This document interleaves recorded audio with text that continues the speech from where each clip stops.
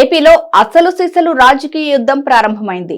ఇప్పటి వరకు జగన్ కు ప్రత్యర్థులుగా చంద్రబాబు, పవన్, పురంధేశ్వరిలు ఉండగా ఇప్పుడు ఆ జాబితాలోకి వైఎస్ షర్మిల వచ్చారు. కాంగ్రెస్ పార్టీలో చేరిన ఆమె రాష్ట్ర పగ్గాలు అందుకున్నారు. ఈ సందర్భంగా సోదరుడు జగన్ పై నేరుగా విమర్శనాస్త్రాలు సంధించారు. వైసీపీ ప్రభుత్వ వైఫల్యాలను ఎండగట్టడం ప్రారంభించారు. అయితే 2 రోజుల పాటు జగన్ ఓపిక పట్టారు. కానీ ఈ రోజు సోదరి షర్మిలపై బ్లాస్ట్ అయ్యారు. ఆమె పేరు పెట్టకుండానే కామెంట్స్ చేశారు. ప్రస్తుతం ఇవి సోషల్ మీడియాలో వైరల్ అవుతున్నాయి. కాంగ్రెస్ పార్టీలో చేరిక, పీసీసీ పగ్గాలు అందుకునే క్రమంలో షర్మిల చాలా రకాల వ్యాఖ్యలు చేశారు. ఇక జగన్ తో యుద్ధమేనని సంకేతాలిచ్చారు. అయితే ఆమె కామెంట్స్ పై రాష్ట్ర ప్రభుత్వ సలహాదారు సజ్జల రామకృష్ణారెడ్డి, మరో కీలక నేత వైవి సుబ్బారెడ్డి మాత్రమే స్పందించారు. ఆమె ఈ రాష్ట్రానికి చెందిన వ్యక్తి కాదని, ఆమె వ్యాఖ్యలపై స్పందించాల్సిన అవసరం లేదని ఆ ఇద్దరు నేతలు తేల్చి చెప్పారు. రాష్ట్రంలో జరుగుతున్న అభివృద్ధి షర్మిలకు కనిపించడం లేదా అని ప్రశ్నించారు. దీనిపై షర్మిల ఘాటుగానే రిప్లై ఇచ్చారు. తనతో వస్తే ప్రభుత్వ వైఫల్యాలను చూపిస్తానని, మీడియాను సైతం తెస్తానని సవాల్ చేశారు.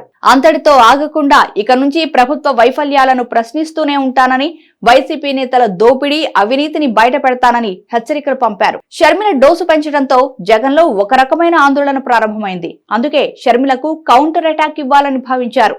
అనంతపురం జిల్లా ఉరవకొండలో వైఎస్ఆర్ ఆసరా కార్యక్రమానికి జగన్ హాజరయ్యారు. చంద్రబాబు, పవన్ తో పాటు షర్మిలపై కీలక వ్యాఖ్యలు చేశారు. చంద్రబాబుకు ఎంతో మంది స్టార్ క్యాంపెయినర్లు ఉన్నారని, పక్క రాష్ట్రాల నుంచి వచ్చారని, రాష్ట్రాన్ని విభజించిన పార్టీలో చేరారని, బీజేపీలో తాత్కాలికంగా తలదాచుకున్నారని, వీరంతా చంద్రబాబు స్టార్ క్యాంపెయినర్లు అని ఎద్దేవా చేశారు. అంతటితో ఆగరి జగన్ జెండాలు జతకట్టడమే వారి ఎజెండా అని, ప్రజల గుండెల్లో గుడి కట్టడమే తన ఎజెండా అని చమత్కరించారు. తనకు ప్రజలే స్టార్ క్యాంపెయినర్లు అని తేల్చి చెప్పారు. పీసీసీ పగ్గాలు తీసుకున్న తర్వాత షర్మిల ఈ రోజు నుంచి రాష్ట్ర పర్యటనలకు శ్రీకారం చుట్టారు. శ్రీకాకుళం జిల్లాలో పర్యటించారు. ఆర్టీసీ పల్లె వెలుగులో ప్రయాణించి అందరినీ ఆశ్చర్యపరిచారు. తన కాన్వాయ్ ని ఆపి పలాసలో పల్లె వెలుగు ఎక్కిన ఆమె ఇచ్చాపురం వరకు ప్రయాణించారు. ప్రభుత్వ వైఫల్యాలు, సంక్షేమ పథకాల అమలు గురించి ఆరా తీశారు. జగన్ సర్కార్ పై విరుచుకుపడ్డారు. సరిగ్గా అదే సమయంలో సోదరుడు జగన్ అనంతపురంలో సౌండ్ చేశారు. షర్మిలను టార్గెట్ చేసుకుని కీలక వ్యాఖ్యలు చేశారు.